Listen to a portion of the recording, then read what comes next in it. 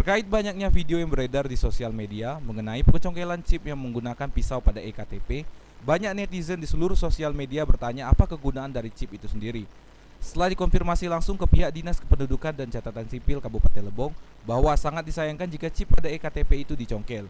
Chip ini sendiri berfungsi untuk menyimpan data si pemilik KTP, data biometrik, iris mata, sidik jari, dan lain-lain.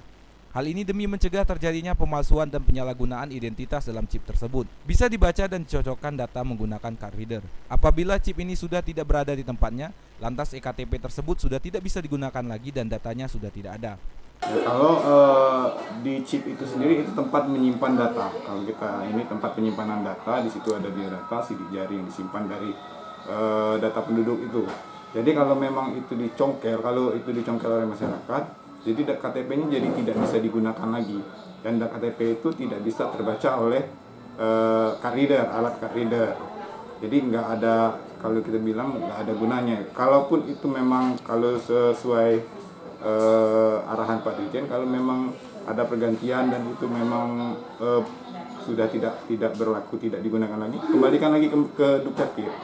Jadi biar Dukcapil yang menginventarisir untuk pemusnahan gitu. Ya kalau harapan tidak usah dicongkel, karena nggak ada manfaatnya untuk dicongkel.